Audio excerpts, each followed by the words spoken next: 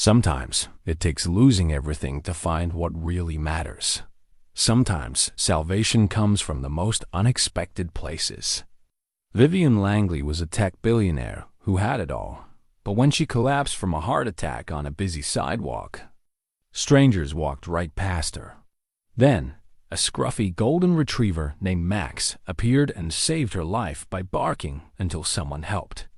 Max wasn't just any dog. He was a former service animal living on the streets after his owner died. When Vivian learned his story, she adopted him and discovered something she never knew she was missing. Their bond changed her entire life and led her to help other forgotten service dogs find purpose again. But what she found in that journey was something money could never buy. Could a woman who built her success on being alone finally learn what it means to truly care for someone else? Before we jump back in, tell us where you're tuning in from, and if this story touches you, make sure you're subscribed, because tomorrow I've saved something extra special for you. The alarm chimed at precisely 5:30 a.m. in Vivian Langley's penthouse apartment, 37 floors above the city that never slept, but somehow always seemed to be dreaming of something just out of reach. The sound was soft, expensive, not the jarring buzz that woke most people, but the gentle cascade of Tibetan singing bowls that cost more than most people's monthly rent. It was the kind of wake-up call that money could buy, designed to ease a person into consciousness rather than shock them into it. Vivian's eyes opened immediately. No grogginess, no lingering in bed, just the instant transition from sleep to full awareness that had become her trademark over the past 15 years of building her tech empire. Her body moved with the precision of a Swiss timepiece, feet touching the heated marble floor at exactly 5:31. Silk pajamas replaced with workout clothes by 5:33. The apartment around her was a masterpiece of modern architecture and interior design, featured twice in Architectural Digest and once in Forbes as the penthouse that launched 1,000 dreams. Floor-to-ceiling windows offered a panoramic view of Manhattan, from Central Park's green expanse to the Hudson River's silver ribbon. The furnishings were carefully curated, each piece a conversation starter worth more than a luxury car. Yet, somehow the space felt as warm and inviting as a museum after hours. Everything was white, chrome, and glass. Clean lines. No clutter. No unnecessary sentiment. The only splash of color came from a single photograph on her desk, a faded image of a silver-haired woman with kind eyes, standing in what looked like a modest kitchen, flour dusting her apron. Vivian's grandmother, Margaret Langley, who had raised her after her parents died in a car accident when she was 12. The photograph was the only personal item visible in the entire 3,000-square-foot space dot at 5:45 a.m. sharp. Vivian was on her private treadmill, watching the morning news while maintaining a steady 8-minute mile pace. The headlines scrolled past market fluctuations, political tensions, global events that might affect her portfolio. She absorbed information the way plants absorb sunlight, converting data into strategic advantage with an efficiency that had made her one of the youngest self-made billionaires in the country. Her company, Langley Dynamics, had started in a shared office space in Queens 15 years ago when she was fresh out of MIT with a computer science degree and a head full of ideas about making software more intuitive. The company now employed over 12,000 people across 6 countries, specializing in artificial intelligence applications for healthcare and finance. The irony wasn't lost on her that she'd built an empire on making technology more human, while systematically removing human elements from her own life. The shower was precisely 7 minutes long enough to wash away the sweat, short enough to maintain schedule. The water temperature was regulated to exactly 98.6 degrees, the same as human body temperature. Even her personal hygiene had been optimized for efficiency. By 6:15, she was dressed in one of her signature black suits Armani, tailored to perfection, projecting authority without ostentation. She owned 37 identical suits, removing the decision fatigue that lesser minds wasted energy on each morning. Breakfast was the same every day. Steel-cut oats with precisely measured blueberries, a soft-boiled egg timed to the second, and black coffee from beans that cost $40 per pound. She ate while reviewing overnight reports from her international offices, her mind processing profit margins and market projections with the same mechanical precision her body had shown on the treadmill. Marcus, Chen, no relation to her doctor, though they shared a surname, arrived at exactly 7 a.m. with her schedule printed on cream-colored paper. Marcus had been her personal assistant for 8 years, long enough to understand that efficiency was worship and personal questions were heresy. He was impeccably dressed, unfailingly polite, and maintained exactly the right distance between professional competence and human warmth, which is to say, no warmth at all. "Good morning, Ms. Langley," he said, setting the schedule beside her coffee cup with the reverence of a church usher handling collection plates. "The car will be ready in 12 minutes. Your first meeting is with the board at 9, followed by the investor presentation at 11. Dr. Chun has requested to see you this afternoon for your quarterly health assessment." Vivian glanced at the schedule without looking up from her tablet. "Reschedule, Dr. Chun. The Tokyo call was moved to 3:30, and I can't shift a 12-hour time difference for a routine checkup." "She mentioned it was important, ma'am." "Something about your recent test results." "Everything's important to doctors, Marcus. It's how they justify their fees. Move it to next week." She handed him the empty coffee cup, a gesture so automatic that neither of them consciously registered it anymore, and confirmed the Peterson account is ready for presentation. "If their numbers don't match our projections, I want to know before I walk into that room." Marcus nodded and made notes on his tablet. He'd learned years ago not to push when Vivian made decisions about her health, her time, or her priorities. She was the most disciplined person he'd ever worked for, but that discipline came with a brittleness that sometimes worried him. During quiet moments he'd never admit to having. The ride to Langley Dynamics headquarters took exactly 23 minutes in Manhattan traffic. Vivian's black sedan navigating the gridlock with the help of real-time traffic algorithms her own company had developed. She spent the time reviewing quarterly reports, her attention split between profit margins and the passing faces on sidewalks, people hurrying to jobs that mattered to them, carrying coffee cups and conversations connected to lives and loves she'd systematically edited out of her own existence. Langley Dynamics occupied floors 30 through 42 of a glass tower in Midtown, with Vivian's corner office claiming prime real estate on the 42nd floor. The office was an extension of her apartment, minimalist, efficient, and carefully devoid of anything that might suggest she was anything more than the sum of her professional accomplishments.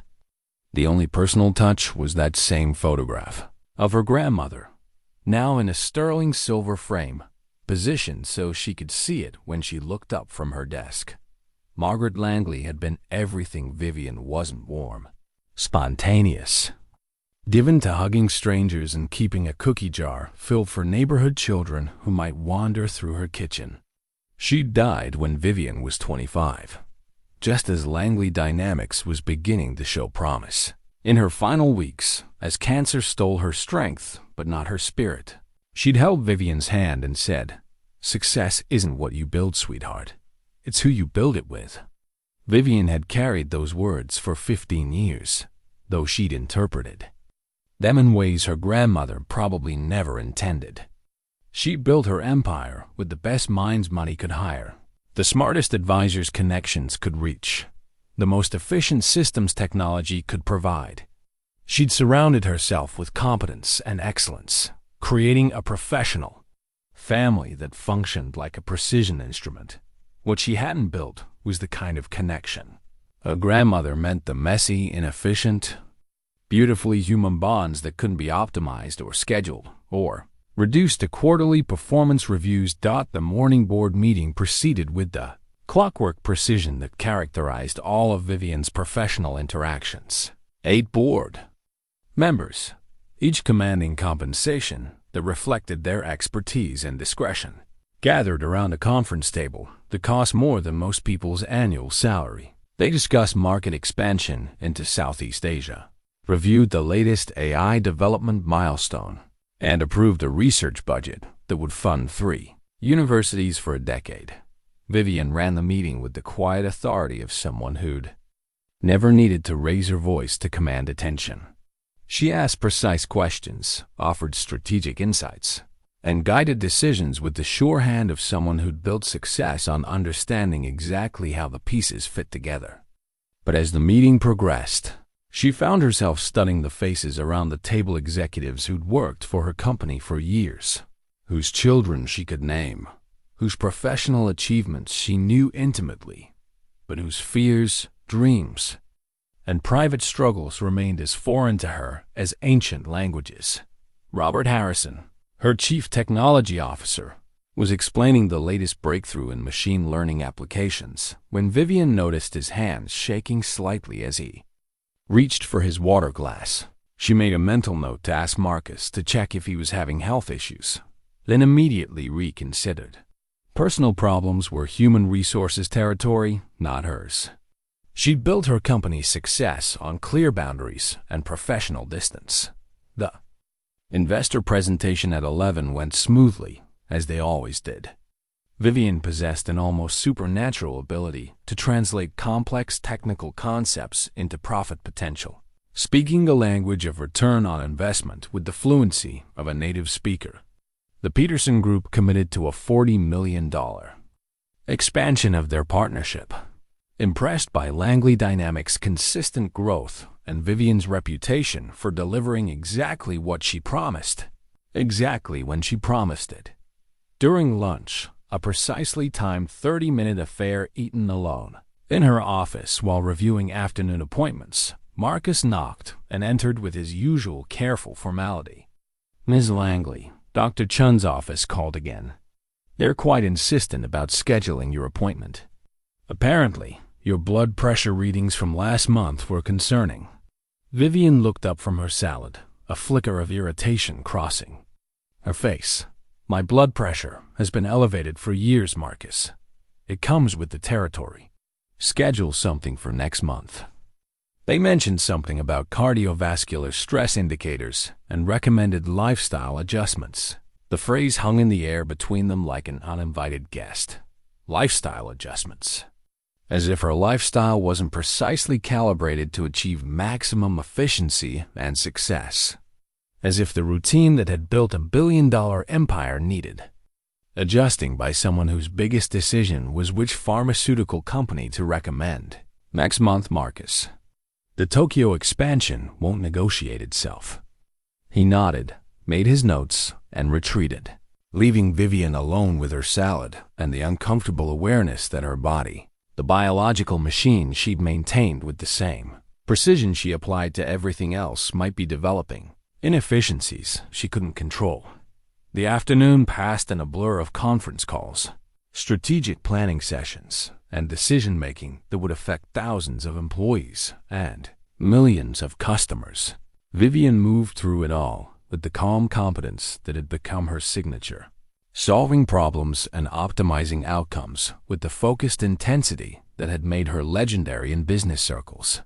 But as the day wore on, she found herself pressing her fingers to her wrist more frequently, checking her pulse with the unconscious gesture of someone who'd suddenly become aware that her body was more than just a vehicle for her ambitions. The pulse felt fast, irregular somehow, though she told herself it was probably just the coffee and the stress of closing the Peterson deal at 6 p.m. As Manhattan's lights began to twinkle like earthbound stars, Vivian stood at her office window, looking down at the streams of people heading home to families, friends, and lives that existed beyond the confines of corporate achievement. Somewhere in that sea of humanity were the customers who used her software, the employees who'd built their careers on her vision, the investors who trusted their capital to her judgment. But for all her success in connecting technology to human needs, for all her expertise in building systems that brought people together, Vivian realized she couldn't name a single person who would notice if she didn't come home tonight. The penthouse apartment with its museum-quality furnishings and panoramic views would wait for her return with the same patient emptiness it maintained every evening. She touched the photograph of her grandmother, remembering Sunday afternoons. In that modest kitchen, the smell of fresh-baked bread and the sound of Margaret's laughter echoing off walls that had witnessed decades of family meals and whispered confidences. That kitchen had been worth more than all of Vivian's achievements combined, though she was only beginning to understand the mathematics of that particular equation. The evening routine was as precisely choreographed as the morning gym session, with her personal trainer, dinner prepared by a service that specialized in nutritionally optimized meals, 2 hours of reading industry reports and strategic planning documents. By 10 p.m., she was back in her silk pajamas, setting the Tibetan singing bowls for another 5:30 wake-up call.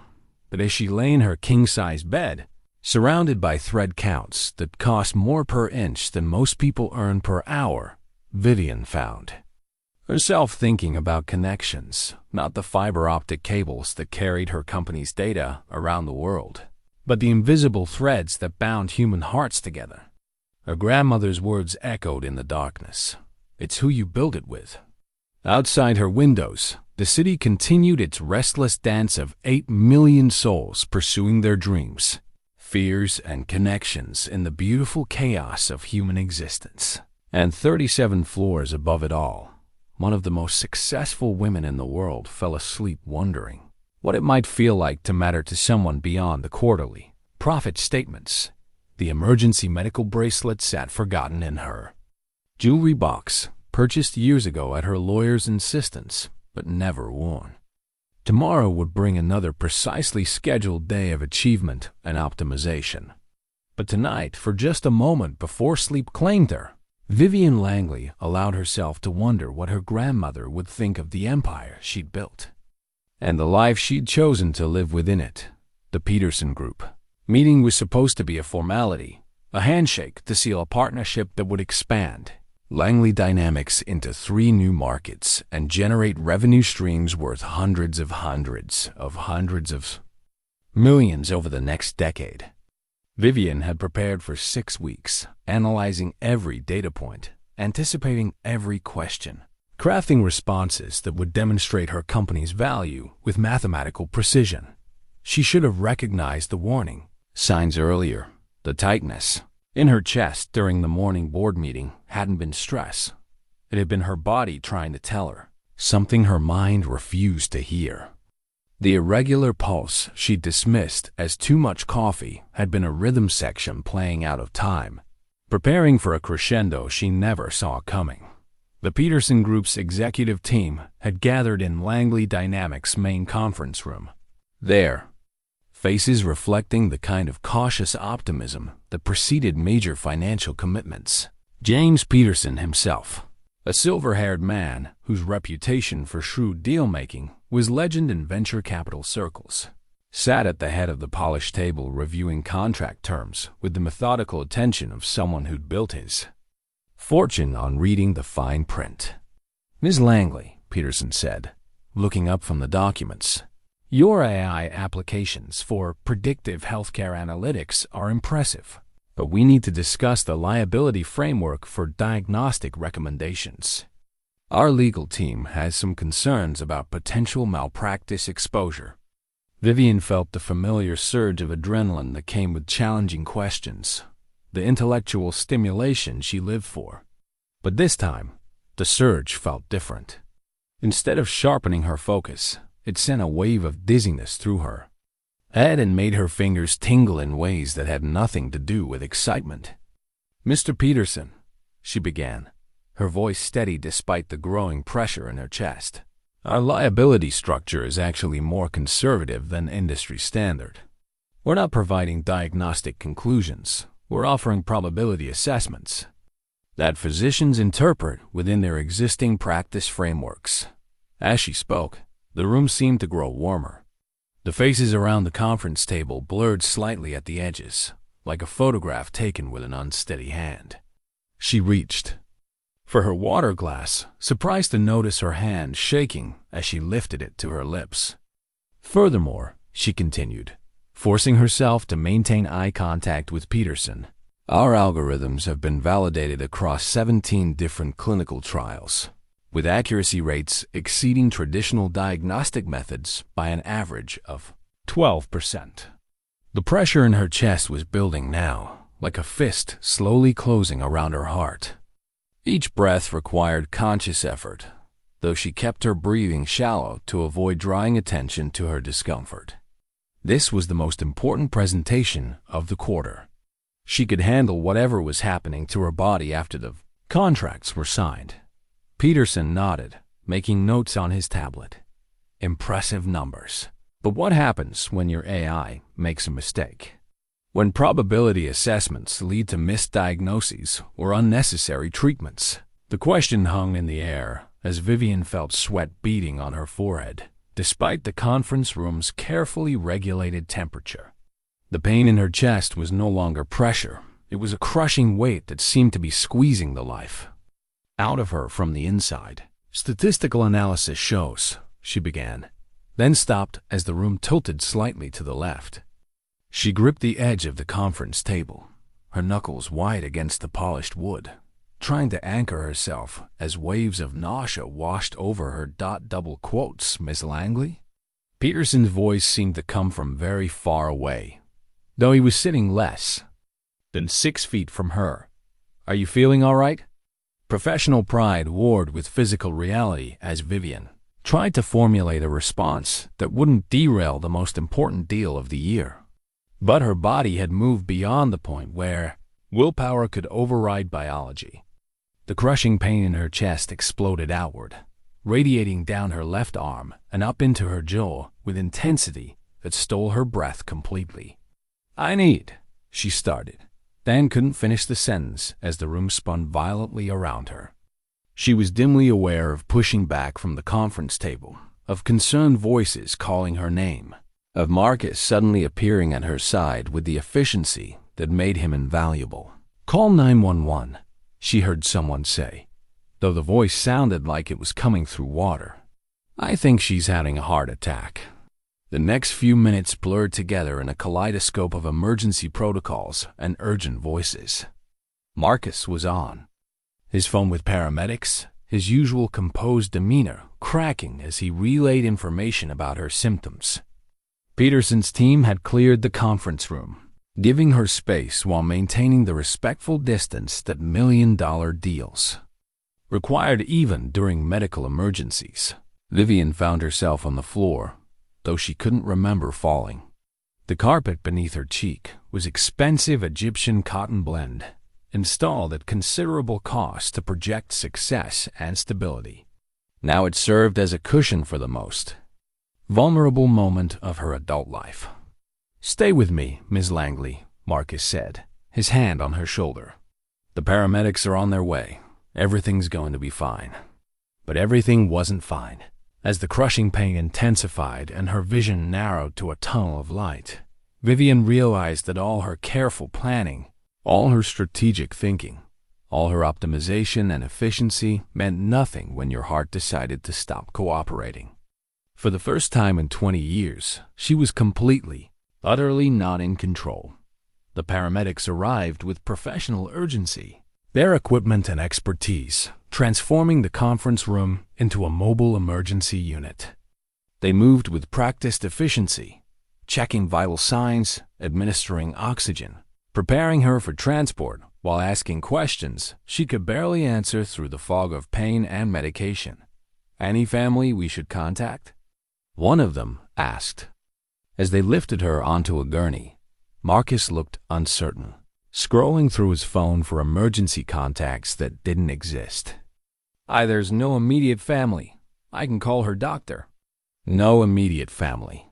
The words echoed in Vivian's consciousness as they wheeled her through the halls of the company she'd built, past employees who watched with the mixture of concern and curiosity that accompanied any disruption of corporate routine. 37 years old, worth over $1 billion, employing thousands of people whose livelihoods depended on her decisions, and there was no immediate family to contact. The ambulance ride to Mount Sinai Hospital passed in a blur of sirens, medical equipment, and the strange detachment that came with powerful pain medication. Through the small window, Vivian caught glimpses of Manhattan sidewalks filled with people going about their daily lives. People who would return home to spouses, children, friends who would notice if they didn't arrive as expected. Dr. Sarah Chen was waiting in the emergency room, having been contacted by Marcus during the ambulance ride. She was younger than Vivian had expected, probably mid-30s, with the kind of calm competence that inspired confidence even in the most controlled individuals. Ms. Langley, I'm Dr. Chen. We've met briefly during your routine checkups, though I suspect you don't remember. You suffered what appears to be a significant cardiac episode. We need to run some tests immediately. The emergency room moved around her with choreographed urgency blood tests, electrocardiograms, chest x-rays, and medical procedures she couldn't pronounce but submitted to with the resignation of someone who'd finally encountered a problem that couldn't be solved with strategic thinking and efficient execution. As the initial crisis passed and the pain receded to manageable levels, Vivian found herself in a private room overlooking Fifth Avenue, connected to monitors that tracked the rhythm of her heart with electronic precision. The irony wasn't lost on her. She'd spent years optimizing systems and analyzing data, and now machines were analyzing her most intimate biological processes with the same cold efficiency. Dr. Chen appeared in the doorway, tablet in hand, her expression serious but not alarming. The good news is that you didn't suffer a full heart attack. The bad news is that you had what we call an acute cardiac event, essentially. Your heart was warning you that it's under significant stress. Stress, Vivian repeated, the word feeling foreign in her mouth. I handle stress well. It's part of my job. Your body would disagree, Dr. Chen said gently, pulling up a chair beside the bed. Your blood pressure is dangerously elevated. Your cortisol levels indicate chronic stress exposure, and your cardiovascular system is showing signs of strain that typically take years to develop. She showed Vivian the test results on her tablet, numbers and graphs that told the story of a body pushed beyond its designed limits by a mind that refused to acknowledge biological constraints. What does this mean for my schedule? Vivian asked, already calculating the impact on pending deals and quarterly projections.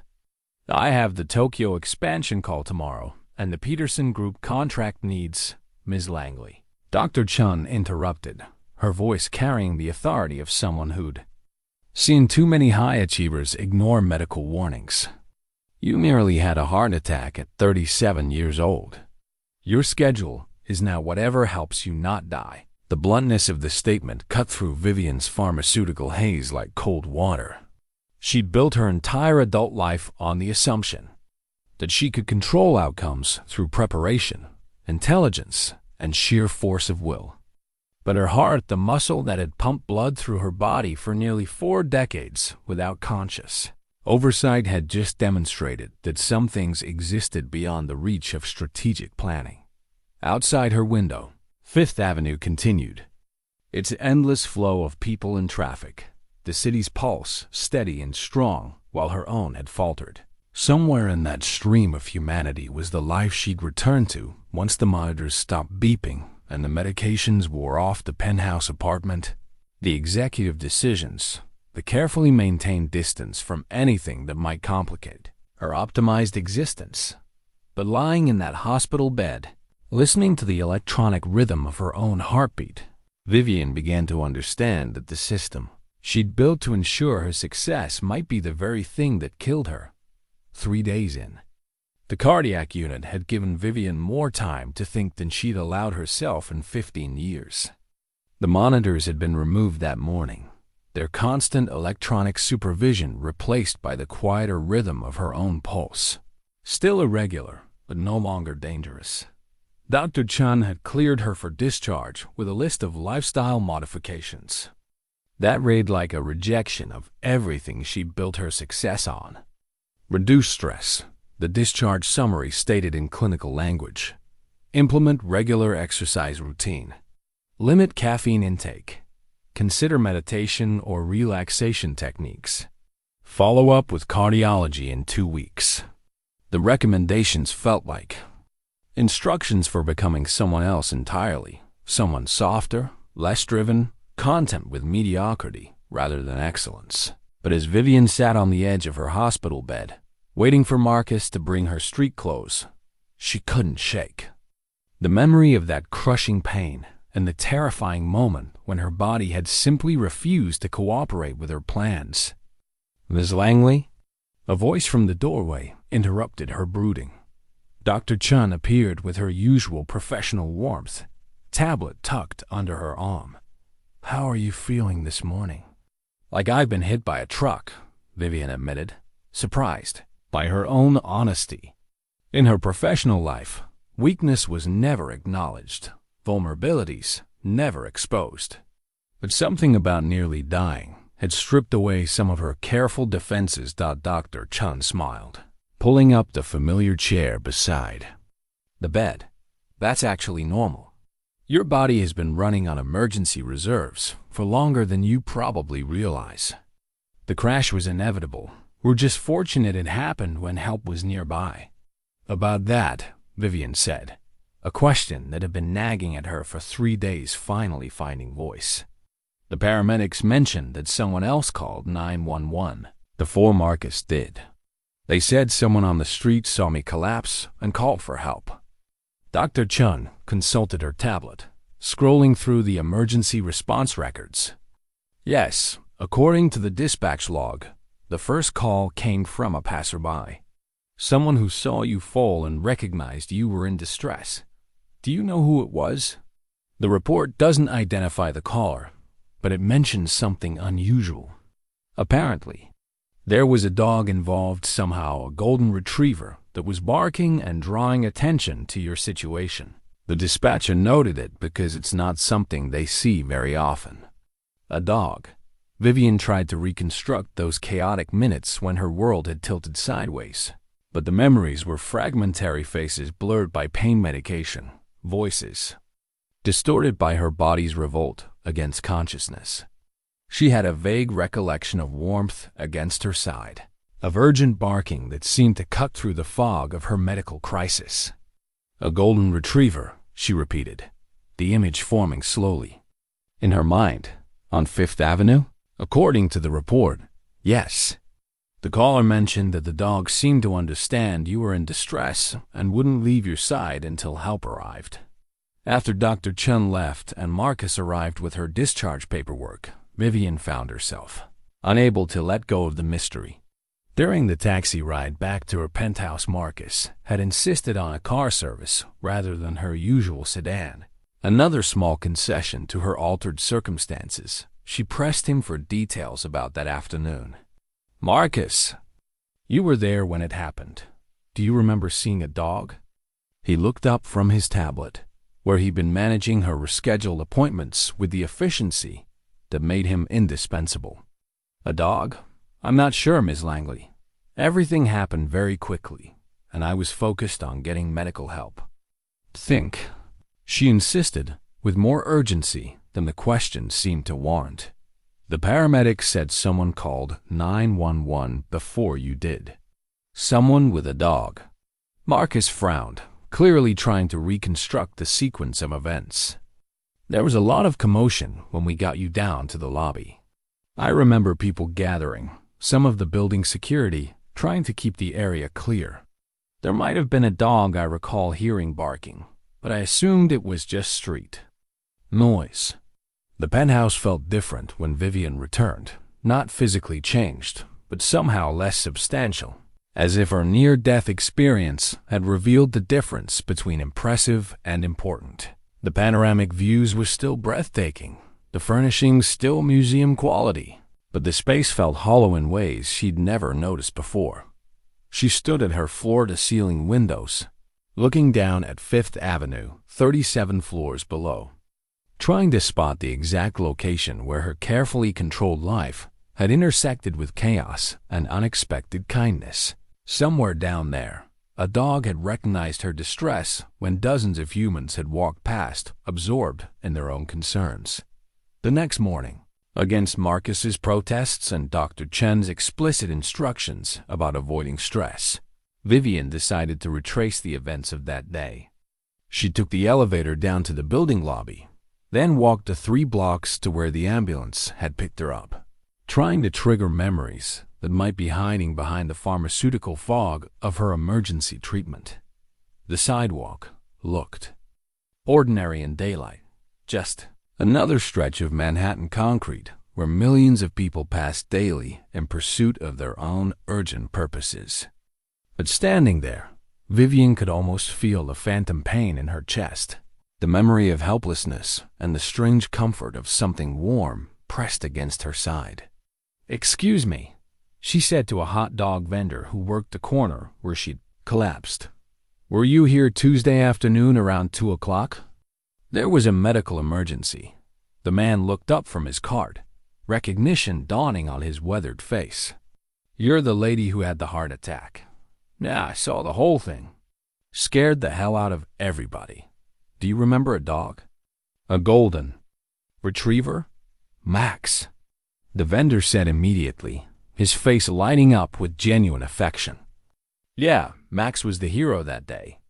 Poor guy's been living rough for months, but he's got more sense than most people.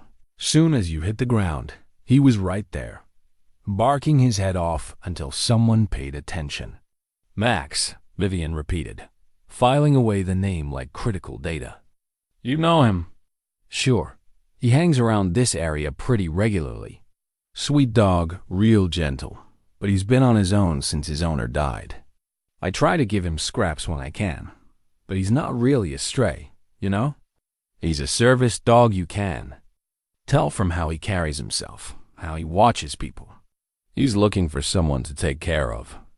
The vendor's description painted a picture that resonated with something deep in Vivian's chest, not the crushing pain of cardiac distress, but something warmer and more complex. A service dog without someone to serve, living alone in a city of 8 million people, still maintaining his training and instincts to help others. "Where does he stay?" she asked. "He moves around, but I've seen him near the park entrance on 60th Street pretty regularly. Animal Control's been trying to catch him for weeks, but he's too smart to get cornered." That afternoon, Vivian found herself walking slowly through the edge of Central Park, her movements still careful after her medical crisis, scanning the areas where a lost service dog might seek shelter. She felt slightly ridiculous, a billionaire CEO, playing detective to find a stray animal. But she couldn't shake the need to understand what had happened during those crucial minutes when her life had hung in the balance. She didn't find Max that day or the next, but the search had awakened something in her that felt foreign and surprisingly compelling. For the first time in years, she had a goal that couldn't be achieved through strategic planning or efficient execution. Finding Max required patience, luck, and the kind of human connection she'd spent decades avoiding. By the end of the week, Vivian realized she was learning to see her city differently, not as a backdrop for corporate achievement, but as a community where lost souls of all species might find each other when they needed it most. The Manhattan Animal Shelter on East 110th Street was not the kind of place Vivian Langley typically visited. The building was functional rather than impressive concrete and chain link, where her world consisted of glass and steel, and the cacophony of barking dogs created an acoustic environment that would have been intolerable during her pre-cardiac event life. But something about her brush with mortality had recalibrated her tolerance for discomfort.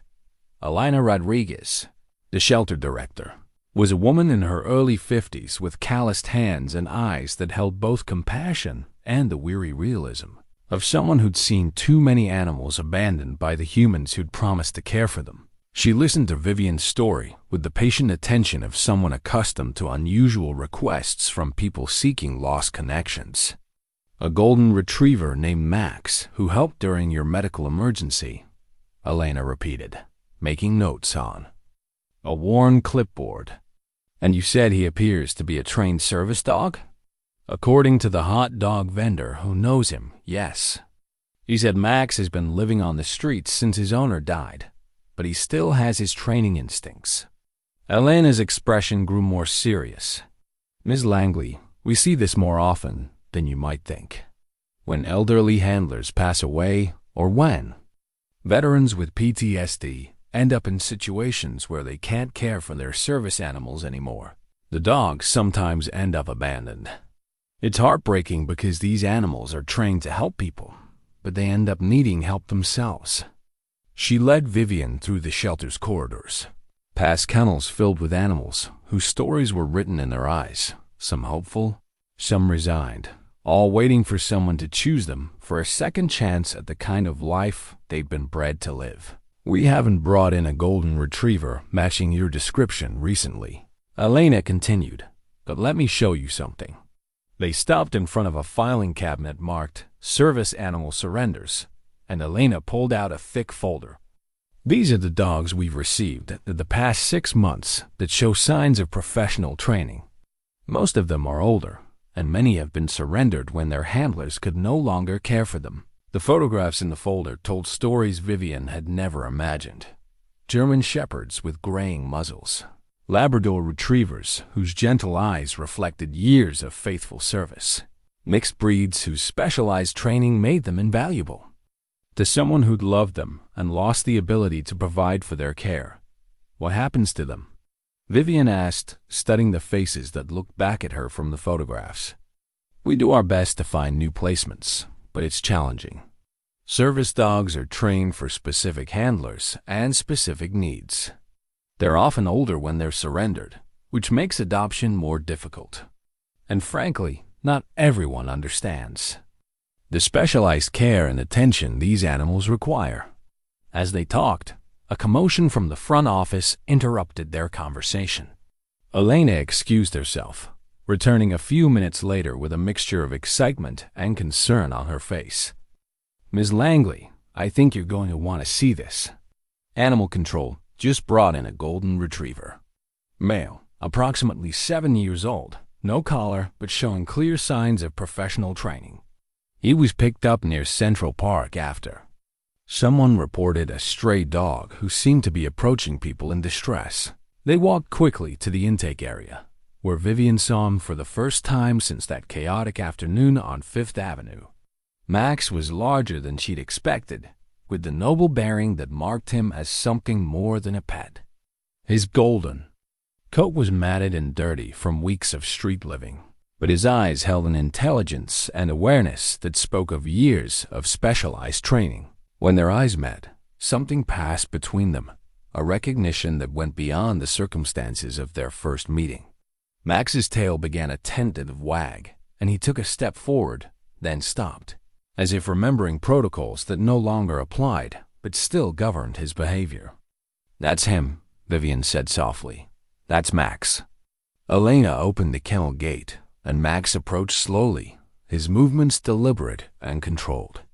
He sat precisely 18 inches from Vivian's feet, the perfect distance for a service dog to maintain. With someone he was protecting, and looked up at her with eyes that seemed to hold questions she was only beginning to understand. Double quotes. Hello, Max, she said, kneeling down to his level. I think you saved my life. At the sound of her voice, Max's professional composure cracked slightly. His tail wagged more enthusiastically, and he leaned forward to press his nose gently against her hand, not the exuberant greeting of a typical dog, but the measured acknowledgement of a professional recognizing someone he'd helped. He's beautiful, Vivian murmured, running her fingers through his matted fur. But he looks like he's been having a hard time. Elena nodded. Street living is tough on any animal, but it's especially difficult for service dogs. They're trained to be focused on human needs, not survival skills. Max has probably been hungry and confused for weeks, trying to do his job without having anyone to serve. As Vivian sat with Max, Elena retrieved a worn collar from the intake materials, cracked leather with a small metal tag that had been dulled by weather and time. The engraving was barely legible, but Vivian could make out Max. And below it, property of Robert Mills. Robert Mills, she read aloud. Bobby, we'll run the name through our database, see if we can find any information about the previous owner, Elena said. Sometimes it helps to understand an animal's background, especially with service dogs who might have specialized training protocols. Over the next hour, as Elena processed Max's intake paperwork and Vivian filled out preliminary adoption forms, she found herself observing the dog's behavior with growing fascination. Even in the stressful environment of the animal shelter, Max maintained the calm alertness of a professional. He watched the people around him with focused attention, and when another dog in a nearby kennel began showing signs of distress, Max positioned himself where he could monitor both the agitated animal and the humans in the room. He's still working, Vivian realized aloud. Even without a handler, he's still trying to do his job. Elena smiled, the first genuinely warm expression Vivian had seen from her. That's what makes these dogs so special and so tragic when they lose their handlers. Their entire identity is built around service to others. Without someone to care for, they're lost in ways that go beyond just needing food and shelter. The adoption process would take several days, background checks, home inspections, and consultations with veterinarians who specialized in service animal care. But as Vivian prepared to leave the shelter that afternoon, Max seemed to understand that something had changed. He stood up when she rose to go, his tail wagging with cautious optimism. And for a moment she saw past the matted fur and street-worn appearance to the magnificent animal he was meant to be. I'll be back tomorrow, she promised him, her hand resting on the chain link of his temporary kennel. We're going to figure this out together. Marcus, who had waited patiently in the car during her shelter visit, expressed concerns about the responsibility of pet ownership, given her recent health scare and demanding schedule. But as their car pulled away from the shelter, Vivian found herself thinking not about the inconvenience of caring for a dog, but about the look of hope in Max's eyes when she'd promised to return. For the first time in 15 years, someone needed her for reasons that had nothing to do with quarterly earnings or strategic planning. And for the first time since her grandmother's death, Vivian found herself genuinely looking forward to tomorrow. The penthouse apartment that had felt hollow after Vivian's return from the hospital transformed into something resembling a home during Max's first week of residence. His presence filled spaces that expensive furniture had never quite managed to occupy, though the adjustment period proved more challenging than either of them had anticipated. Max's first night in his new environment was a study in contrasts. While Vivian had expected some difficulty with the dog adjusting to luxury surroundings, she hadn't anticipated the depth of his psychological wounds. He spent the evening pacing the perimeter of the living room, checking windows and doorways with the systematic attention of a security professional. But there was something broken in his routine moments when he would stop mid-stride and look around as if searching for someone who would never appear. He's looking for his handler, Dr. Patricia Williams had explained during their consultation that afternoon. Dr. Williams specialized in service animal psychology, and Elena had recommended her to help with Max's transition. Service dogs form profound bonds with their handlers. When that relationship is severed by death or separation, the dog experiences a form of grief that can be as complex as human mourning. At 3 a.m., Vivian woke to the sound of soft whimpering from the living room. She found Max lying near the front door, his head resting on his paws, staring at the entrance with the patient vigilance of someone waiting for a return that would never come. The sight touched something in her chest that had nothing to do with her recent cardiac event, a recognition of loss that transcended species. "He's not coming back," she said softly, settling on the floor beside him. Max's amber eyes shifted to her face, and she saw in them a depth of understanding that made her throat tighten. "I know what that feels like." Over the following days, a routine began to emerge that accommodated both of their needs for structure and healing. Vivian's morning treadmill sessions became walking sessions in Central Park, where Max's professional bearing gradually relaxed into something approaching normal dog behavior. His training was impeccable. He never pulled on the leash, always positioned himself between her and potential hazards, and seemed to anticipate her movements with uncanny accuracy. But it was during these walks that Vivian began to understand the extent of Max's specialized skills. When they encountered an elderly man having difficulty with his walker near the park's entrance, Max immediately alerted, positioning himself to block foot traffic and drawing Vivian's attention to the situation with subtle but unmistakable signals. "Good boy," she murmured, though she wasn't sure if praise was appropriate for a dog whose training ran so deep it was practically instinctual.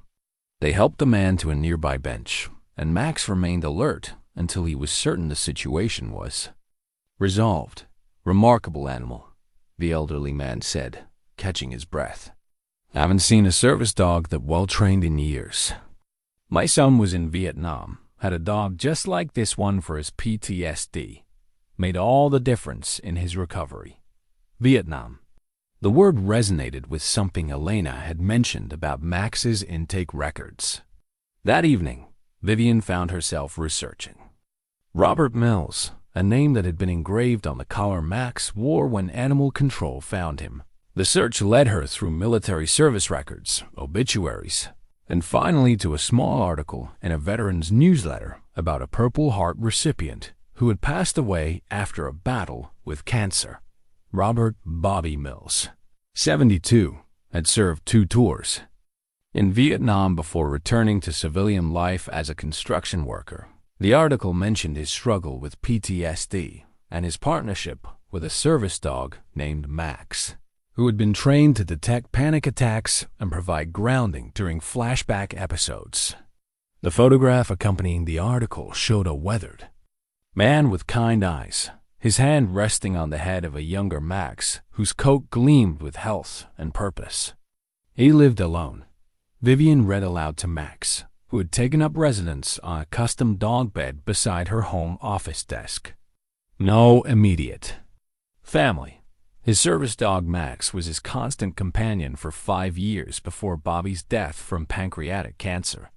Max's ears perked up at the sound of his name, and something in his posture suggested he understood more than simple recognition. When Vivian showed him the photograph on her laptop screen, his reaction was unmistakable. A soft whine, a movement toward the image, and then a settling back with what could only be described as resigned sadness. The next morning brought an unexpected visitor. Marcus announced that Jennifer Mills was in the lobby, requesting a meeting about her father.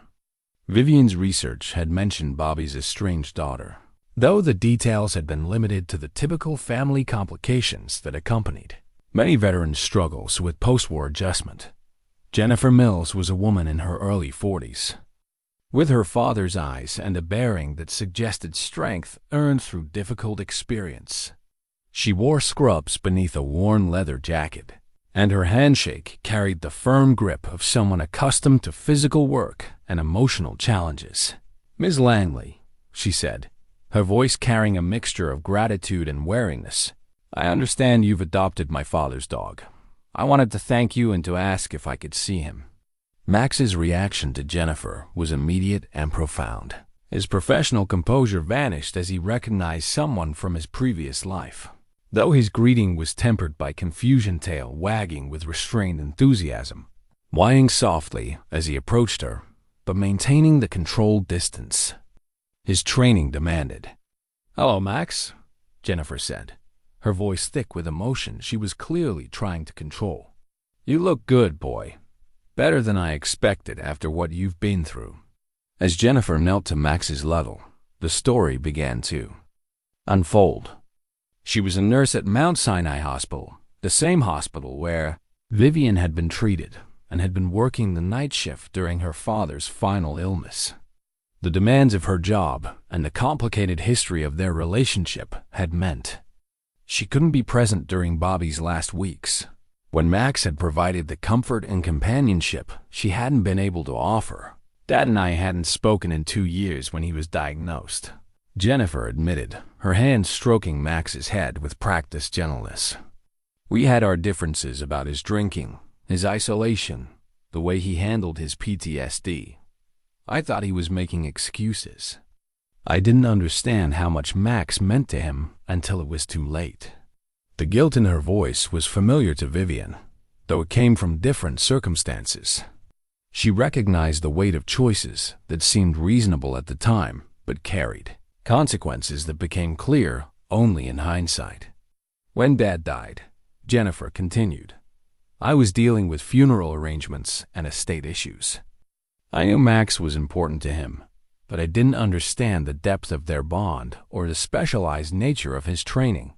By the time I realized what I'd lost, Max had disappeared from the neighborhood. They spent the afternoon together, Jennifer, sharing stories about Bobby's military service and his long struggle to find peace after Vietnam. Max gradually relaxed in her presence, though he remained close to Vivian, as if understanding that his primary loyalty had shifted, but wanting to maintain connections to his past. Dad would be happy knowing Max found someone who needs him, Jennifer said as she prepared to leave. He used to say that service dogs were the only creatures who understood that healing others was the best way to heal yourself. After Jennifer left, Vivian found herself studying Max with new understanding. His training wasn't just about responding to medical emergencies or providing physical support. It was about recognizing human need and responding to it with the full commitment of his being.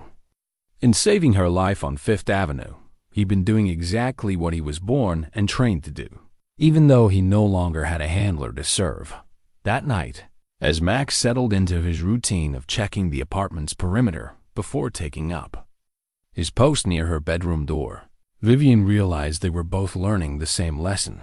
Sometimes the greatest service comes not from duty or obligation, but from the simple recognition that everyone, human and animal alike, needs someone to care whether they make it through another day. The board meeting that Tuesday morning should have proceeded with Langley Dynamics' usual clockwork efficiency. Vivian had prepared meticulously, analyzing third-quarter projections with the same systematic attention that had built her reputation for strategic excellence. But something had shifted in the 3 weeks since Max had entered her life. Something subtle enough that she hadn't recognized it until she found herself sitting at the polished conference table, watching her executives discuss quarterly earnings, while her mind wandered to whether Max was comfortable in Marcus's office during her meeting. Ms. Langley? Robert Harrison, her chief technology officer, was looking at her with concern. Did you have thoughts on the Singapore expansion timeline? Vivian realized she'd been staring out the conference room window instead of following the presentation. This wasn't like her. She prided herself on maintaining absolute focus during executive meetings, treating every strategic decision with the gravity it deserved. I'm sorry, Robert. Could you repeat the question?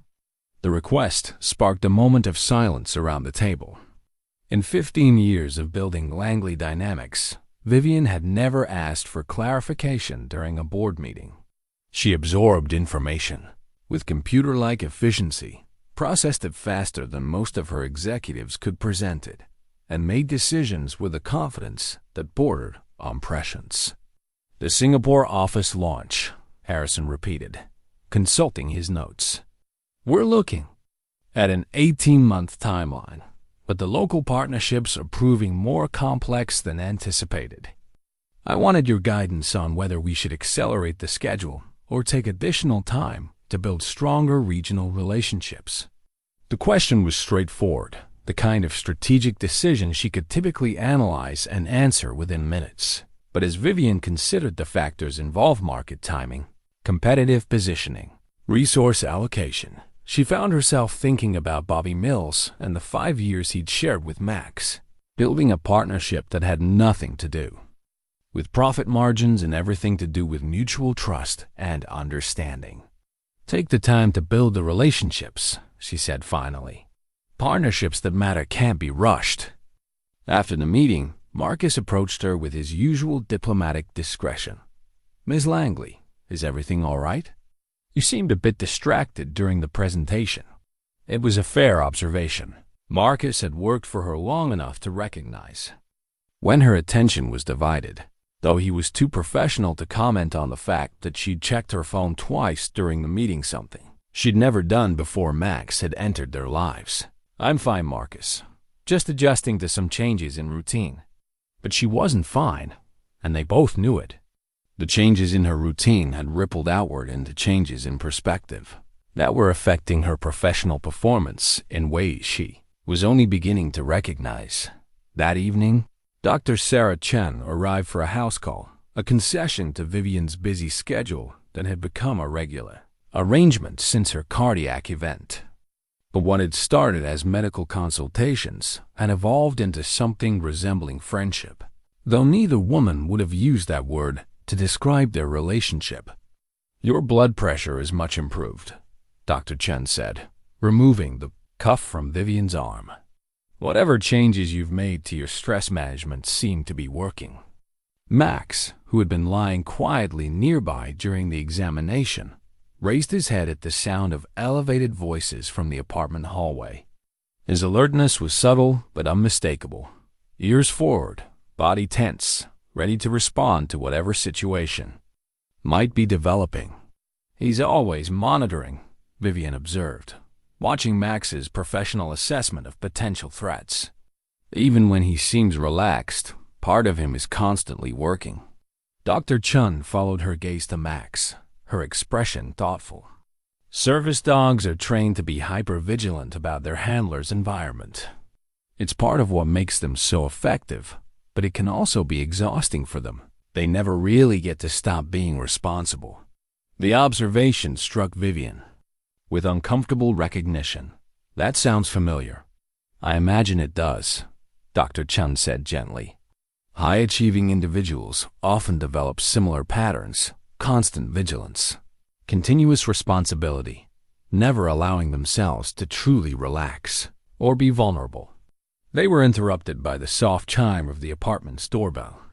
Marcus had left for the evening, so Vivian answered it herself, surprised to find Jennifer Mills standing in the hallway with a cardboard box under her arm and an expression of nervous determination. "I'm sorry to show up unannounced," Jennifer said. "I know you're busy, but I found some of my father's things that I thought you and Max might want to see." The box contained the accumulated artifacts of Bobby Mills' life with Max training certificates, veterinary records, and a collection of photographs that documented their partnership from Max's puppyhood through their years together. But the most significant item was a bundle of letters tied with a faded ribbon, each envelope addressed to Jennifer in Bobby's careful handwriting. "I never opened them," Jennifer admitted, her voice barely above a whisper. "You sent them after we stopped speaking, and I was too angry to read them. I found them when I was cleaning out his apartment after the funeral." Dr. Chun, recognizing the private nature of the moment, excused herself quietly, leaving Vivian and Jennifer sitting on the living room floor while Max positioned himself where he could monitor both women. The first letter was dated 3 years earlier, not long after Jennifer and Bobby's relationship had fractured over his drinking and his resistance to her suggestions about therapy and treatment. "My dearest Jenny," the letter began, and Jennifer's composure cracked immediately.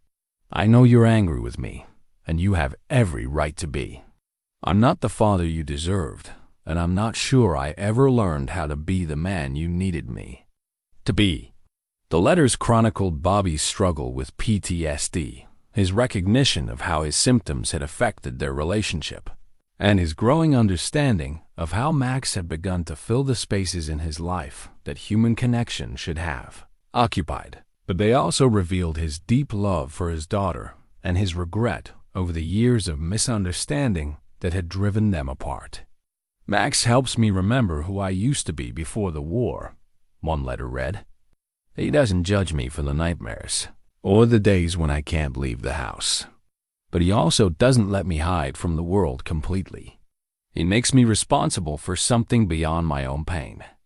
As Jennifer read, Max moved closer to her, his professional distance gradually diminishing until he was leaning against her side. Not the controlled positioning of a service dog, but the instinctive comfort offering of an animal who recognized grief and wanted to help. "He wrote about you," Jennifer said to Vivian, her voice thick with tears she'd been holding back for months. In the last few letters, he mentioned how worried he was about what would happen to Max if something happened to him. He said he hoped Max would find someone who understood that caring for others was the only thing that ever made him feel useful. The weight of that responsibility settled over Vivian like a mantle she hadn't chosen but couldn't refuse. Bobby Mills had spent his final years learning that healing came through service. That purpose emerged from putting someone else's needs before your own. Now Max was teaching her the same lesson, though the learning curve was steeper than any business challenge she'd ever encountered. "I think my father would be proud of where Max ended up," Jennifer said, watching as Max settled between them, his presence somehow making the conversation easier than it would have been without him.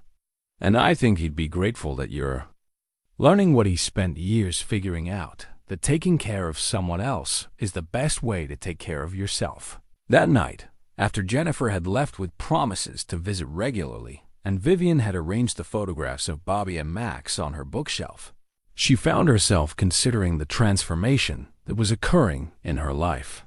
Her apartment no longer felt like a display of wealth and achievement, but like a place where relationships were being built and maintained. Her schedule no longer revolved exclusively around profit optimization, but included time for walks, conversations, and the simple pleasure of watching Max discover that he was safe and valued. The emergency medical bracelet still sat unused in her jewelry box, but she no longer felt like someone who might collapse unnoticed on a city sidewalk. Max had become both her early warning system and her anchor to a world where connection mattered more than control, where service to others was the foundation of personal fulfillment.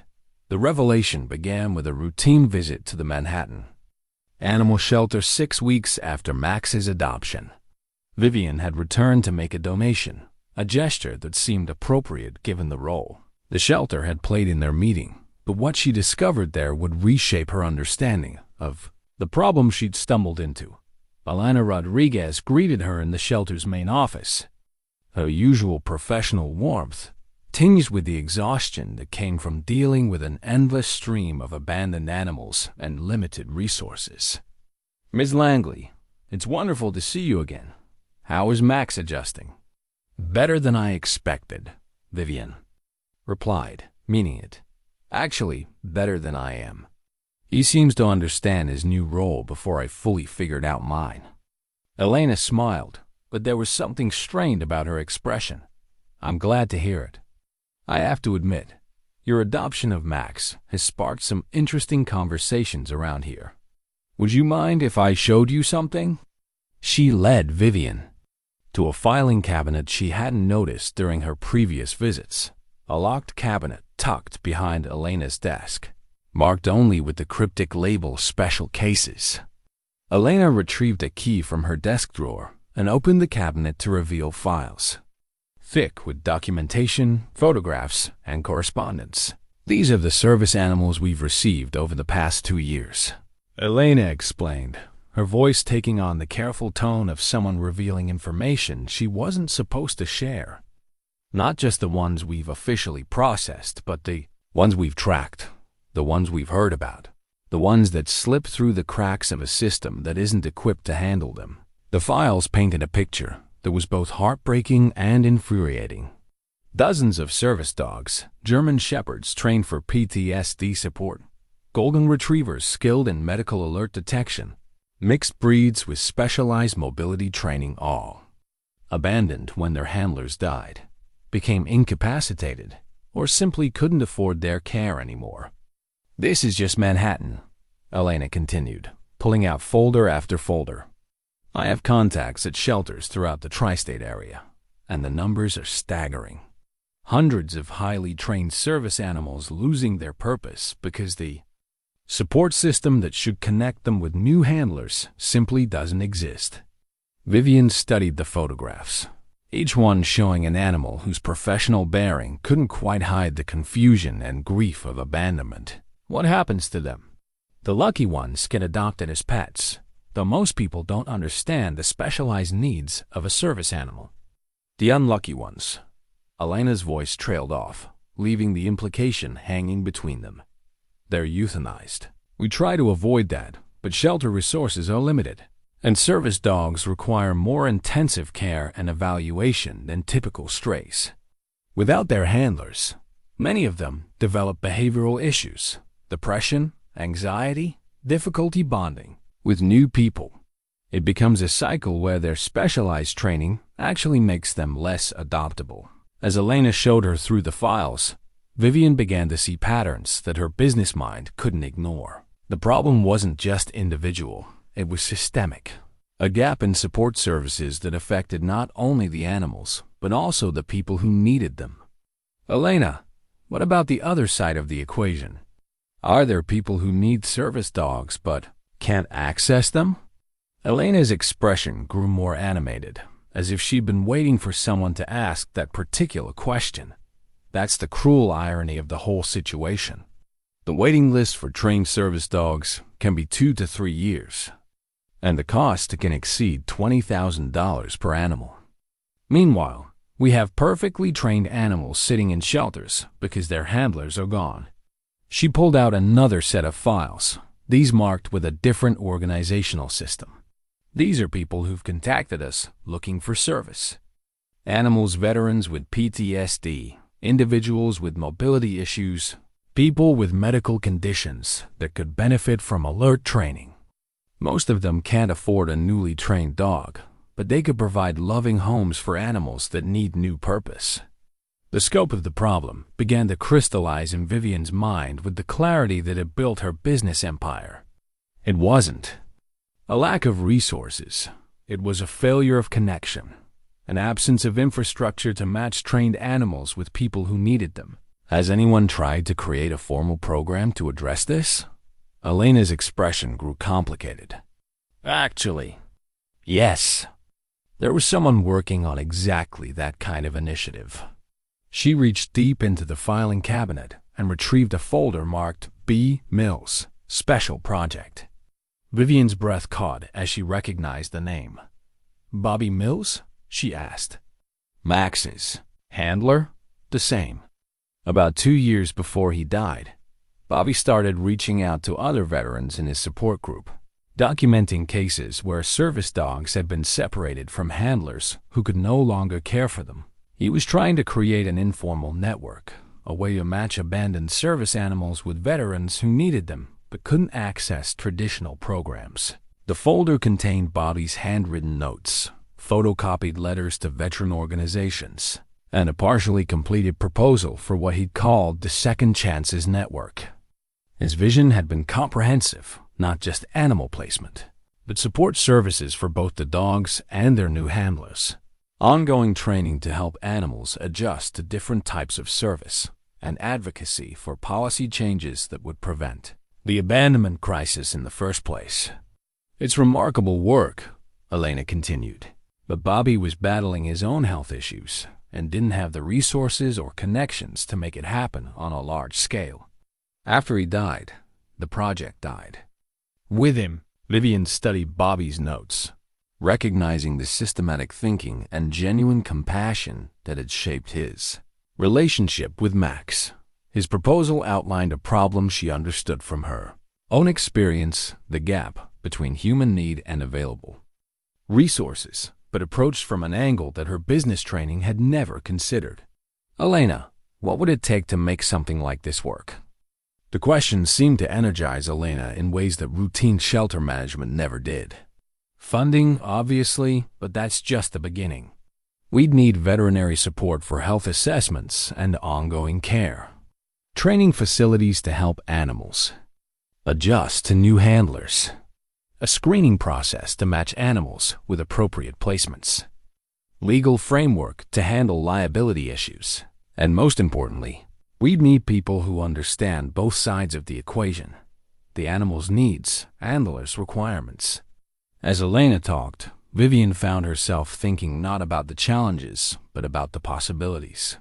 Her company had built its success on solving complex problems through technology and systematic thinking. But this problem required something her business experience had never taught her: the ability to heal relationships between beings who'd both experienced loss and needed each other for reasons that went beyond profit margins. "I'd like to see more of Bobby's work," Vivian said finally. "And I'd like to understand exactly how many animals and people we're talking about in this area." Elena's eyes widened with a hope that was carefully controlled but unmistakably present. "Are you thinking about continuing what Bobby started?" Vivian looked around the shelter at the kennels filled with animals whose stories she was only beginning to understand, at the files documenting a crisis that most people never saw, at Elena's face, which reflected the exhaustion of fighting a losing battle with insufficient resources. "I'm thinking about a lot of things," she said carefully. "But first, I need to understand the full scope of what we're dealing with."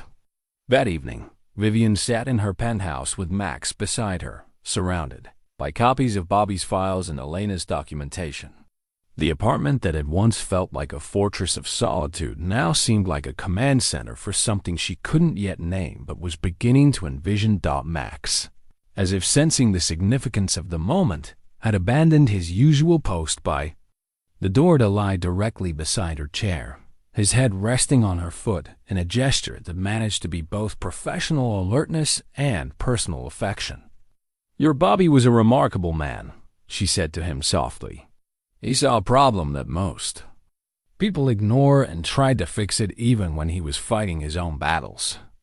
Max's tail thumped gently against the floor, and Vivian realized that she was facing a choice that would define not just her own future, but potentially the lives of hundreds of animals and people who needed each other, but had no way to find each other.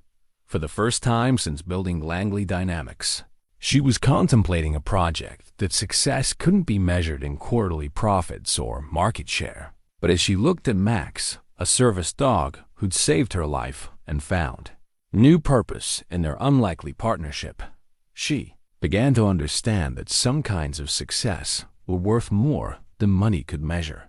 The legal document that would establish the Second Chances Foundation filled 37 pages with the precise language that transformed good intentions into actionable reality. Vivian's corporate attorneys had worked for 3 weeks to create a framework that could handle the complex intersection of animal welfare, medical support services, and veteran assistance programs. But the paperwork represented only the mechanical foundation of what she was trying to build. The real challenge was assembling a team that could bridge the gap between her business expertise and the specialized knowledge required to make Bobby Mills' vision work on a scale that could actually help people. Elena Rodriguez had accepted the position of executive director with an enthusiasm that bordered on disbelief. During their planning meetings in Vivian's conference room, the same room where she'd suffered her cardiac event 3 months earlier, Elena brought a depth of animal welfare experience that complemented Vivian's strategic thinking in ways that neither woman had anticipated. "We need to start with a pilot program," Elena argued during one of their late evening planning sessions. "Maybe 12 animals to begin with, carefully selected and matched with handlers who understand they're part of something experimental." Vivian studied the organizational charts they'd been developing, her mind processing the logistics with the same systematic attention she'd applied to Langley Dynamics' expansion into new markets. But this felt different, more personal, more uncertain, more dependent on variables she couldn't control through strategic planning. 12 animals means 12 stories, she mused. thinking about Max and the complex emotional journey his adoption had required. 12 different types of training, 12 different adjustment processes, 12 opportunities for things to go wrong, or 12 opportunities for things to go incredibly right. Elena countered with the optimism that had sustained her. Through years of shelter work, Dr. Sarah Chun had agreed to serve as the Foundation's medical advisor, bringing both her cardiology expertise and her growing understanding of the therapeutic value of human-animal bonds. Her involvement had evolved naturally from their professional relationship, though Vivian suspected Sarah's motivations went beyond medical curiosity. "I've been researching the cardiovascular benefits of pet ownership," Sarah explained, during a consultation that had shifted from Vivian's health to the Foundation's mission. "The data is remarkable: lower blood pressure, reduced anxiety, improved medication compliance among patients who have animal companionship. If we can document these outcomes with service animal placements, it could provide evidence for insurance coverage." Marcus had surprised everyone, including himself, by requesting a role in the Foundation's operations. His 8 years of managing Vivian's schedule and priorities had given him organizational skills that translated perfectly to coordinating between multiple agencies, handlers, and support services. "I'd been thinking about this," he'd said during a staff meeting that had gradually transformed into a Foundation planning session. "My job has been making sure one person's life runs smoothly. This would be making sure dozens of lives, human and animal, could run smoothly together." The shift in Marcus's perspective reflected a broader change that was affecting everyone in Vivian's professional circle. Her transformation from isolated executive to someone building connections had created permission for others to examine their own relationship priorities. But the most significant addition to their team was Jennifer Mills, whose nursing background and personal connection to Bobby's vision brought credibility with veteran organizations that Vivian's wealth alone couldn't purchase. "Dad would be amazed," Jennifer said during their first official team meeting held in the Foundation's temporary office space in Lower Manhattan. He spent 2 years trying to get veteran service organizations to take his network idea seriously, and here we are with funding, legal structure, and professional support. The Foundation's mission statement had gone through 17 revisions before they found language that captured both the practical and emotional elements of what they were trying to accomplish: to honor the service of both veterans and their animal partners by creating sustainable connections that heal, support, and restore purpose to lives disrupted by loss or transition. But mission statements were easier to write than programs were to implement. The Foundation's first major challenge came when they tried to identify their pilot group of animals and potential handlers. Alana's files contained dozens of possibilities, but each case required individual assessment, veterinary evaluation, and careful matching with handlers whose needs and capabilities aligned with specific animals' training and temperament. Max had become an unofficial consultant in the evaluation process. His calm presence seemed to help nervous animals relax during assessments, and his professional demeanor provided a model for what successful service dog behavior looked like.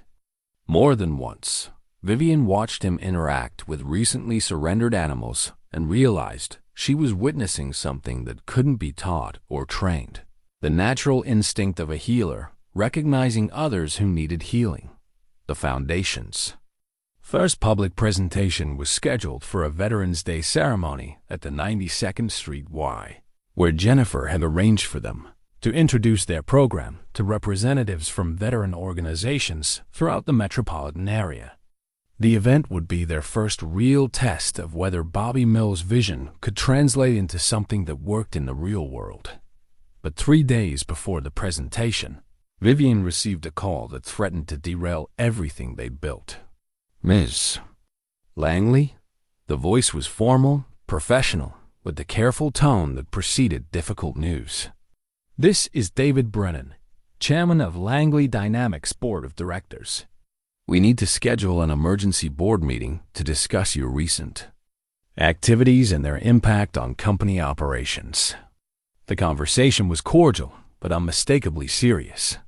Several board members had expressed concern about Vivian's distraction from core business functions, noting decreased attention during meetings, delayed responses to strategic initiatives, and what they diplomatically termed shifts in executive focus. The emergency board meeting was scheduled for the morning of the Veterans Day presentation, creating a conflict that felt symbolic of the tension between her old life and the new path she was choosing. "They're right to be concerned," Vivian admitted to Elena during a late-night strategy session in the foundation office. "I have been less focused on quarterly projections and market expansion. My priorities have shifted." Elena looked up from the case files they'd been reviewing, her expression thoughtful. "The question is whether that shift represents a problem or an evolution." Marcus, who had been quietly organizing presentation materials, offered his perspective, with the insight that came from years of observing Vivian's professional behavior.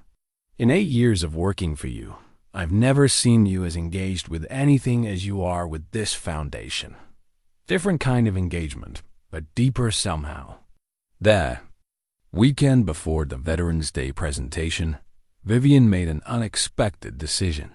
She took Max to Bobby Mills' grave in Queens, a modest headstone in a veteran's cemetery that marked the resting place of someone who'd served his country and spent his final years trying to serve his fellow veterans, standing beside the grave. With Max leaning against her leg, Vivian found herself speaking aloud to someone she'd never met, but whose legacy had become central to her life. "I'm not sure I'm doing this right, Bobby," she said softly, feeling only slightly foolish for talking to a headstone. "Your daughter thinks you'd be proud of what we're building, but I wonder if you think I understand what service really means." Max's behavior at the cemetery was different from his usual professional alertness. He approached Bobby's headstone with what could only be described as reverence, lying down beside it with his head resting on his paws in the posture of someone keeping vigil. "He misses you," Vivian realized, watching Max's quiet tribute to his first handler. "But he's learned to channel that grief into caring for me. Maybe that's what you were trying to teach other people, that healing comes from taking care of each other." The board meeting was scheduled for 9 a.m. on Veterans Day, 2 hours before the foundation presentation. As Vivian prepared for what could be either the most important professional conflict of her career or the beginning of an entirely new chapter, she realized that the choice she was facing was fundamentally about the same question Bobby Mills had grappled with: whether success meant building wealth or building connections that lasted beyond quarterly earnings reports. Max, as if sensing the significance of the moment, had positioned himself by her side with the alert attention that had saved her life 3 months earlier. But now his presence felt less like professional duty and more like personal partnership. Two beings who'd found each other when they needed healing and learned that taking care of someone else was the most reliable path to taking care of themselves. The foundation charter sat on her desk beside Langley Dynamics' quarterly reports, 2 documents that represented radically different definitions of achievement. In a few hours, she would have to choose between them, knowing that her decision would affect not only her own future, but the lives of dozens of animals and veterans who were counting on someone to continue what Bobby Mills had started.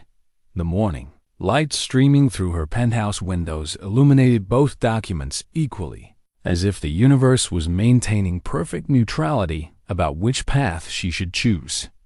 But Max, lying beside her desk with his head resting on his paws, represented the kind of loyalty and purpose that couldn't be quantified in financial terms, the kind of success that Bobby Mills had understood and tried to share with others. Before his time ran out, the emergency board meeting began at exactly 9 a.m. in Langley Dynamics' main conference room, the same space where Vivian had built her empire through 15 years of strategic decisions and unwavering focus on profit optimization. Now, facing 8 board members whose collective investment represented hundreds of millions in shareholder value, she realized how much her perspective had shifted in the 3 months since Max had entered her life. David Brennan, the board chairman, opened with the diplomatic precision that characterized all corporate interventions. "Vivian, we've called this meeting because we're concerned about changes in your executive performance and strategic focus. Several board members have noted decreased attention during meetings, delays in critical decision-making, and what appears to be significant time allocated to activities unrelated to Langley Dynamics' core mission." The accusation was fair, and Vivian didn't attempt to deny it. Her attention had been divided, her priorities had shifted, and she had been investing time and energy into the Second Chances Foundation that would have previously been devoted exclusively to corporate growth. "You're absolutely right," she said, surprising the room with her directness. "My focus has changed. The question is whether that change represents a liability or an evolution in leadership that could benefit the company long-term." Board member Patricia Reeves, whose venture capital firm had been instrumental in Langley Dynamics' early growth, leaned forward with the expression of someone delivering difficult news. "Vivian, your personal interests are your own business, but when they begin affecting your professional performance, they become our business. The company's stock price has remained stable, but your decreased engagement is beginning to show up in our competitive positioning." The discussion continued for 45 minutes, with board members presenting data about market opportunities Vivian had missed, strategic initiatives she'd delayed, and competitor movements that would have previously triggered immediate response. Their concerns were legitimate, grounded in measurable business metrics that couldn't be dismissed as personal preference. But at 9:47 a.m., Vivian made a decision that surprised everyone in the room, including herself. "I need to leave," she said, standing up from her chair with calm determination. "There's something more important I have to do this morning, and for the first time in 15 years, I'm choosing personal commitment over corporate obligation." The silence that followed was profound. David Brennan's expression shifted from diplomatic concern to barely controlled alarm. "Vivian, if you walk out of this meeting, we'll have to consider it a fundamental breach of your fiduciary responsibilities to the company." "Then consider it," she replied, gathering her papers with the same methodical attention she'd applied to board presentations for years. "But I'm not going to miss the most important presentation of my life because you're concerned about quarterly earnings." 23 minutes later, Vivian arrived at the 92nd Street Y with Max beside her, both of them slightly breathless from the taxi ride, but ready for the Veterans Day presentation that would launch the Second Chances Foundation publicly. The presentation that would launch the Second Chances Foundation publicly. The Vivian Langley Foundation publicly. The auditorium was filled with representatives from veteran organizations, animal welfare groups, and potential supporters who'd come to learn about Bobby Mills' vision made real. Elena stood at the podium, introducing the foundation's mission to an audience whose faces reflected the mixture of hope and skepticism that accompanied any new initiative in the veteran support community. "The Second Chances Foundation," Elena was saying as Vivian and Max slipped into the back of the auditorium, "exists because one veteran understood that healing comes through service, and that the bonds between humans and animals can transcend individual loss to create new possibilities for both." The presentation proceeded with the precision they'd rehearsed, but it was Jennifer Mills' portion that truly captured the audience's attention. Standing beside a projection screen showing photographs of Bobby Mills and a younger Max, she spoke about her father's vision with the authenticity that only personal experience could provide. "My father struggled with PTSD for 40 years, Jennifer sighed, her voice steady despite the emotional weight of public revelation. "He found healing through his partnership with Max, but more importantly, He recognized that his experience could help other veterans and other service animals who'd lost their purpose.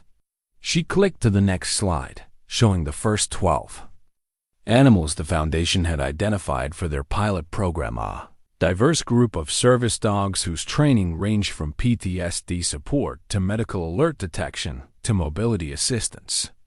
These animals represent years of professional training and deep bonds with handlers they've lost to death, illness, or circumstances beyond anyone's control. Without intervention, most of them will be euthanized or live out their lives as pets, never again able to use the skills that defined their purpose. The corresponding slide showed photographs and brief profiles of 12 veterans who'd applied to the Foundation for service. Animal placement men and women whose own struggles with physical disabilities, PTSD, and social isolation had left them unable to access traditional service dog programs due to cost, waiting lists, or bureaucratic barriers. Marcus, speaking from prepared notes but with genuine conviction, outlined the Foundation's matching process, ongoing support services, and long-term vision for expanding beyond the New York metropolitan area.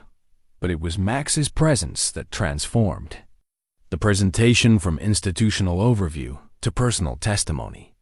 As Vivian finally took the podium for the closing remarks, Max positioned himself beside her with the professional bearing that commanded attention even from people who'd worked with service animals for years. 3 months ago, Vivian began, I collapsed from a cardiac event on Fifth Avenue. Dozens of people walked past me, but this dog, a former service animal living as a stray after his handler's death, recognized my distress and barked until someone helped. The audience's attention focused with the intensity that came from recognizing a story that mattered beyond statistics and organizational charts. Max saved my life twice, she continued, her hand resting gently on his head. Once on that sidewalk, and again by teaching me that success isn't what you build, it's who you build it with.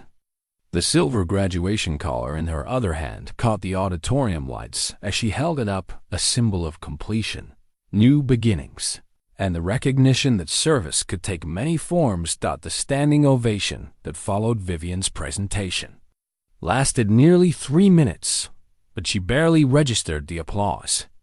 Her attention was focused on the faces in the audience, veteran representatives who understood the significance of what the Foundation was proposing, animal welfare advocates who'd seen too many service dogs lose their purpose and potential, supporters whose expressions reflected the kind of cautious hope that preceded major commitments. But the moment that changed everything came during the question and answer session, when a voice from the middle of the auditorium asked a question that went straight to the heart of why she was there. Ms. Langley, the speaker said, and Vivian recognized him as James Peterson from the Peterson Group, the investor whose meeting had triggered her cardiac event. I have to ask, 3 months ago, you were one of the most focused business executives I never met. Today, you're standing here talking about animal welfare and veteran support. What changed? The question hung in the air, and Vivian realized that her answer would define not just her relationship with the Foundation, but her understanding of what the past 3 months had taught her about success, purpose, and the difference between achieving goals and finding meaning. What changed, she said slowly, was that I learned the difference between being important and being necessary. My company can run without me for a few hours. These dogs and veterans can't wait for someone else to care whether they find each other. Peterson nodded thoughtfully. And you're prepared to risk your business empire for that belief? Before Vivian could answer, her phone buzzed with a text message from Marcus. Board meeting still in session. They're discussing vote of no confidence. You need to get back here. Max, sensing her tension, moved closer to her side. Not the professional positioning of a working service dog, but the instinctive support of a partner who recognized stress and wanted to help. The gesture reminded her of the choice she'd already made by walking out of the board meeting, and the choice she was facing now. Mr. Peterson, she said, looking directly at him. 3 months ago, you asked me about liability frameworks and diagnostic algorithms. Today, I can tell you something. More important, some risks are worth taking because the alternative is living with regret. The presentation concluded with commitments from 4 veteran organizations to participate in the pilot program, initial funding pledges from 3 major donors, and a waiting list of potential handlers that already exceeded their capacity for the first year.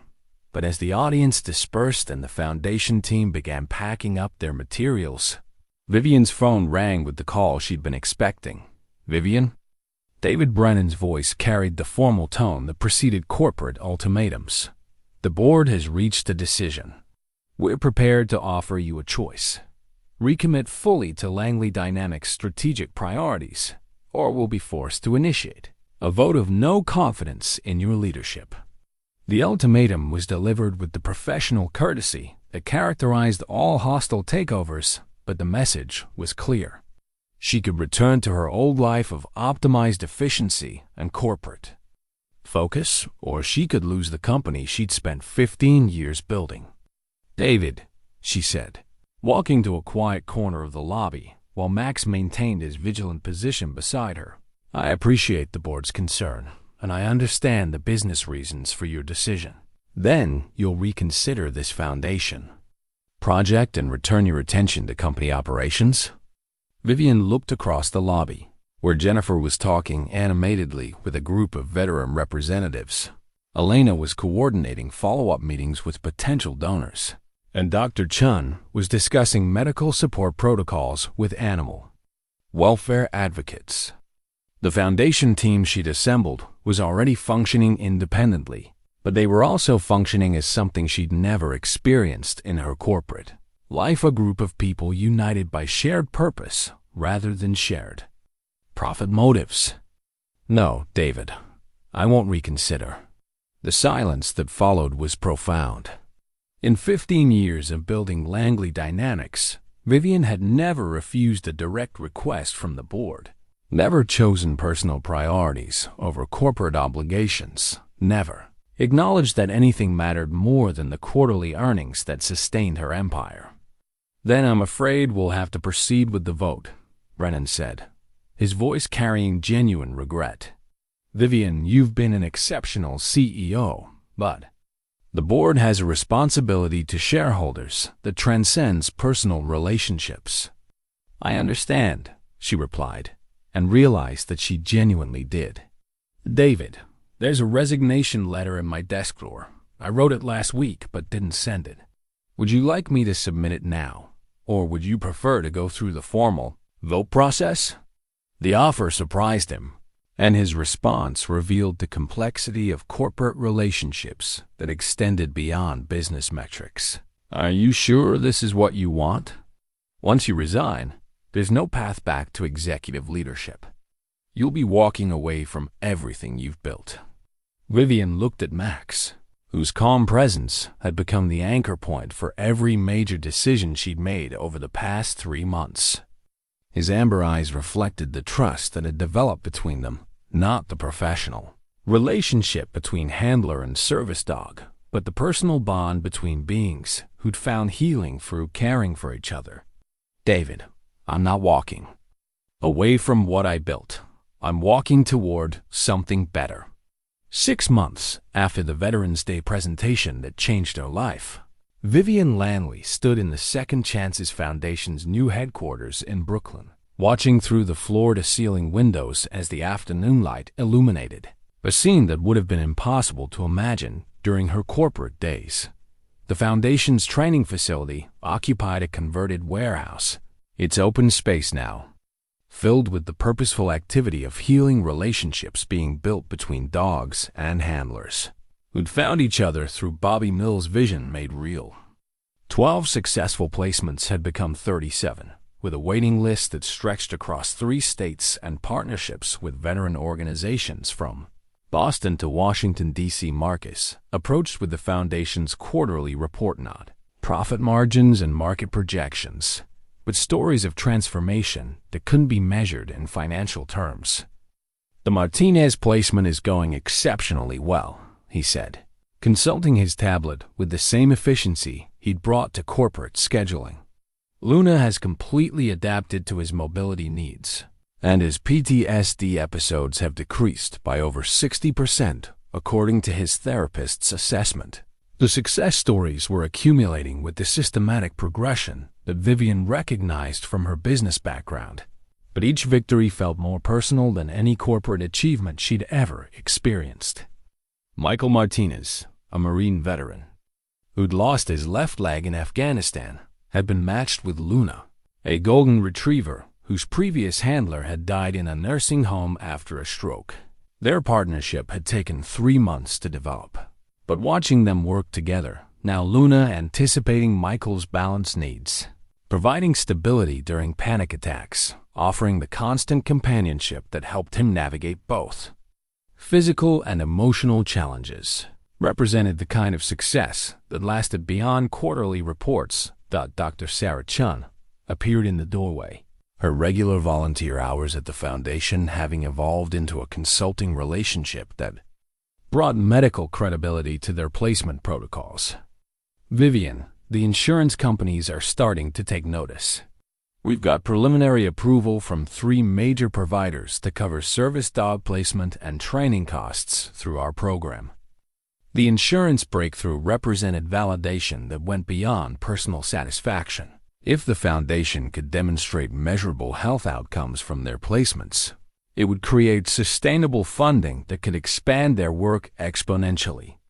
Dr. Chun's cardiovascular research had documented significant health improvements among handlers: lower blood pressure, improved medication compliance, reduced emergency room visits that translated into insurance savings that more than offset the cost of dog placement and training. Elena Rodriguez entered with the afternoon's most anticipated arrival: Jennifer Mills, returning from a placement visit in Philadelphia with updates on the foundation's first out-of-state expansion. Jennifer's role had evolved from field coordinator to regional director, her nursing background and personal connection to Bobby's vision-making her invaluable for building relationships with veteran communities that remain skeptical of outsider initiatives. "The Philadelphia partnership is working," Jennifer announced, her enthusiasm evident despite the exhaustion that came from coordinating complex placements across multiple states. "We've got 3 successful matches, and the VA hospital there wants to discuss formal collaboration on their PTSD treatment protocols." The expansion into Philadelphia represented more than geographic growth. It was proof that Bobby Mills' vision could work beyond the specific circumstances that had created it. Each new partnership required building trust with veteran communities that had been disappointed by previous promises, establishing relationships with local animal shelters and veterinary services, and training staff who understood the specialized needs of both abandoned service dogs and veterans who'd been failed by traditional support systems. But the afternoon's most significant moment came when Max approached Vivian with the deliberate steps that marked him as a service dog on duty. In his mouth, he carried the silver graduation collar that had become the foundation's symbol, not for his own ceremony, but to remind her that today marked the graduation of their largest class yet. The ceremony was held in the foundation's main training area with handlers and dogs who'd been matched through careful assessment and months of adjustment training. Unlike the formal atmosphere that had characterized Vivian's corporate presentations, this event felt more like a family reunion, handlers sharing stories of breakthrough moments, dogs demonstrating skills that had been refined through patient practice, and foundation staff celebrating relationships that would last for years to come. Robert Harrison, Vivian's former CTO at Langley Dynamics, was among the attendees not as a corporate colleague, but as the newest member of the foundation's board of directors. His hand tremors, which Vivian had noticed during their last board meeting, had been diagnosed as early-stage Parkinson's, and his partnership with a medical alert dog named Scout represented both personal necessity and professional commitment to the foundation's mission. "I never understood what you were walking toward," Robert said during the reception that followed the ceremony. "From the outside, it looked like you were throwing away everything we built together. But watching you now, seeing what this foundation has become, I realize you didn't abandon success. You redefined it." As the afternoon wound toward evening and the day's ceremonies concluded, Vivian found herself in her office, replacing the photograph that had dominated her corporate desk for 15 years.